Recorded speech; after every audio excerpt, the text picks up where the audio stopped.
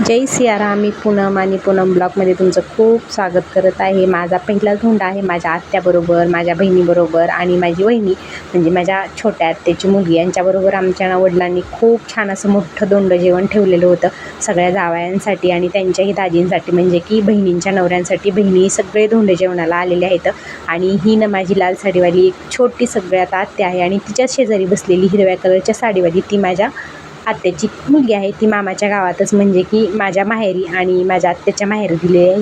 ही आहे बघा माझी वहिनी आणि ही आहे आत्या तिची मम्मी आणि ही माझी बहीण रुपाली पिऊ. आमचं असं छान असं जेवण चालू आहे आणि ही माझी आई.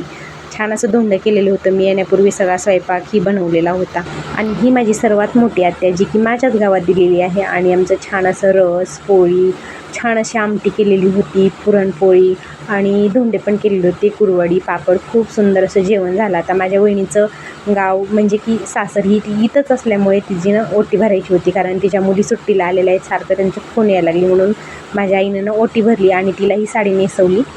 छान असा मोठा कार्यक्रम ठेवलेला होता. सगळे दाजी मामा जेवून ते गेलेले होते बाहेर. त्यांचा काही व्हिडिओ घेता आला नाही कारण मला यायला आज खूप उशीर झालेला होता.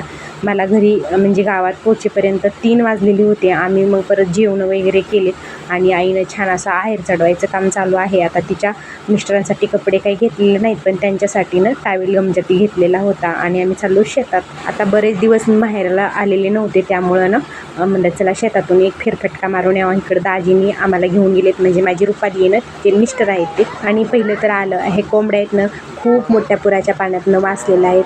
म्हणजे बरंचसं नुकसान झालं होतं माझ्या वडिलांचं त्यावेळेस ना. कोंबड्या मेल्या होत्या आणि गाईंचं तर खूपच म्हणजे असं गाईंच्या नाकातोंडात पाणी शिरलेलं होतं. पण गुरुमाऊलींची कृपा आणि गुरुमाऊली हाकेला धावली त्यामुळं सगळं कसं सुरक्षित राहिलं. माझ्या वडिलांची एकही गाय त्यात दगावली नाही. गुरु आपल्या पाठीशी असले ना अशक्यही शक्य होतं मंडळी. खरंच ना युगात ना सद्गुरूशिवाय मोठा देव नाही, ज्याला त्या आत्मप्रचिती शास्त्रप्रचिती गुरुप्रचिती असणारे सद्गुरू आपण करावेत. आणि इकडं ना आईने आमच्यासाठी आता चालला व शेतात म्हणली जावा आणि गाईंसाठी धोंडे पण नाही. आता गाईला धोंडे चाललेले खूप छान असतं. धोंडदान हे गाईंसाठी खूप चांगलं असतं. ह्या अधिक मासातनं गाईंना पण धोंडदान करतात. मग त्यासाठी 2 पोळ्या आणि एवढे असे धोंडे आणलेले होते.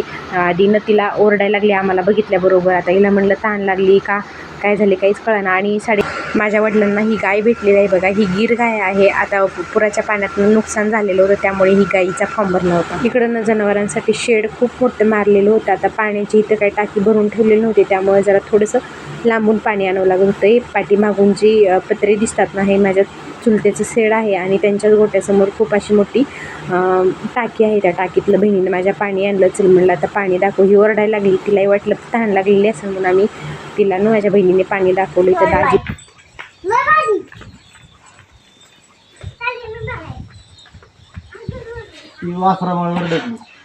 तिला काय ताण लागली नव्हती त्यामुळे दाजी म्हणतात ती वासरामुळे ओरडती. आता तिला धार काढायचा टाईम झाला त्यामुळे तिचा कालवा आहे. तर मी आले बघा आता इथं रानात. इकडं माझ्या वडिलांचं रान आहे. सगळ्या लहानपणीच्या आठवणी, सगळे आंब्याचे झाडं ती आहे तिथं. आलं की लगेच पहिलं तर लहानपणी ना आलं की लगे आंब्याच्या पाडाकडे आले. आता आंब्याचा सीझन आहे. बहीण म्हणली चला आपण दोघीजणी जाऊ. आता आम्ही दोघीजणी चाललो तिकडं पाड खायला. बघूया आता आहेत का नाही ती.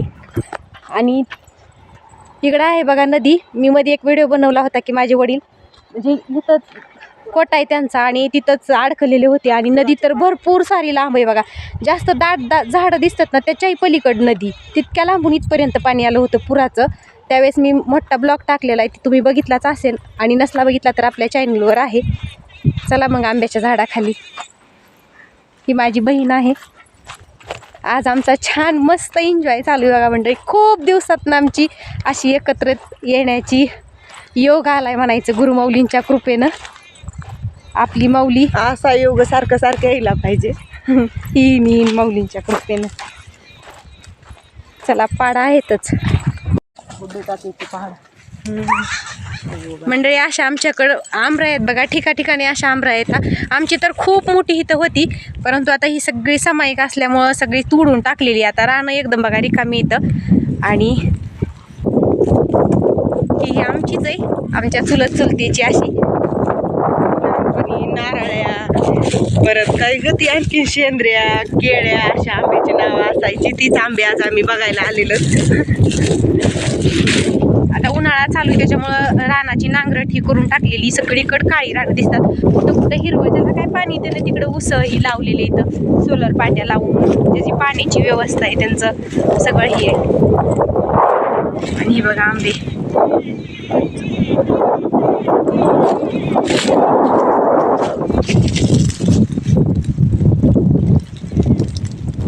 मस्त हवा सुटली, आभाळ आलंय, वातावरण पण एकदम भारी झालेलं आहे. आला वा मी आंब्याखाली, पण आणखी तरी एक पण पाड नाही बघा सापडल्याला. वाव, थोडा मोठा आहे, दाखव, पाड आहे बघा, केवढा मोठा आहे. आणि ही बिना पाण्याचे झाड आहेत, कधीच ह्याला पाणी नाही. जसं लावलं का थोडं मोठं होईपर्यंत घातलेले असेल, पण परंतु आता कधीच पाणी नाही. आणि एकदम ही कसली म्हणायचं, गौरान आंबे, गौरान आंबे, गौरान केवढा मोठा आहे बघा. एका साईडनं गौरान दोन्ही मिक्स आहे, कलमी पण आहे ह्याच्यात. आणि काय होतंय बघा म्हणजे हिकडले राहणं एकदम भारी, बघू शकता काळे ढेकळं किती, तर त्याच्यामुळे इतकं दमाचे राहणे. आता माझ्या इकडं तर तुम्ही बघितलं किती म्हणजे पटकन पाड लागतो आणि सगळं संपून जाते. आंब्याचा सीझनच झाला, तसं इकडं नाही. इकडं ना खूप उशीर लागतंय.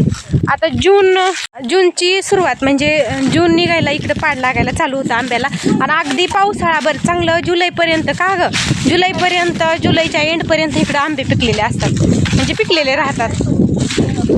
आणखी एवढं पाड लागलेलं नाही, एक सापडलाय जरासा खराब आहे. म्हणजे खूप लहानपणीची आठवण इथं आलं का त्या आठवणी जाग्या झाल्यात आज. तर मस्त असं आंब्याच्या झाडावर चढायचं, खूप खूप एन्जॉय केलेला आहे. खरंच आपलं माहेरनं खूप वेगळं असतं आणि एकदम हृदयात साठवून ठेवायच्यासारखं असते बघा मंडळी.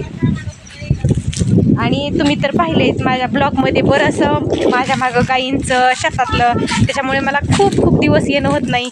पण गुरुमाऊलींची कृपा, आपली गुरुमाऊली कशी ना कशी टाईम मला त्यातनं शेतातल्या कामातून देते.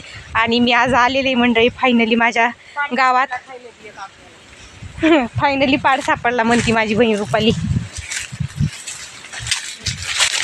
ते बघा जमिनीला चिटकून फांद्या येतात, केवढे मोठे झाड आहे सापडला बघा. केवढ्या प्रतीक्षेनंतर एक पाड सापडलाय, पण छान सापडलाय.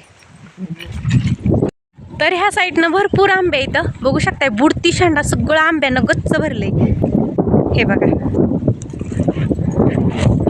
जिकडं बघा ना तिकडं सगळं रानच रान, सगळं नांगरून टाकलेलं काळं कुळकुळीत रान आहे बघा.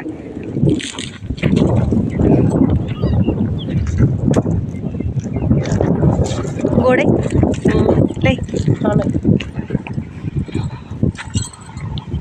या. तर मग तुम्ही पण आंबे खायला छान असे. मी आपला केसर आंब्याचा वानवळा यांना आणलेला आहे. आता यांचा एकच पाडाचा वानवळा न्यायचा का खाऊन जायचा. आता पाड नसणार आहे का साहिती इथं बघ पडलेलं इथं 2-3.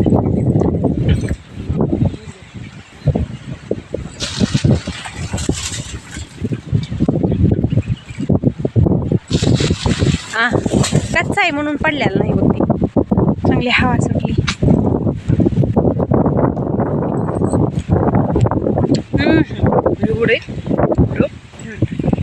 तिला एक सापडला आणि मी एक सापडला. आता छान असा आम्ही एन्जॉय करणार आहे थापाड. तर मग तुम्ही पण आंबे खायला.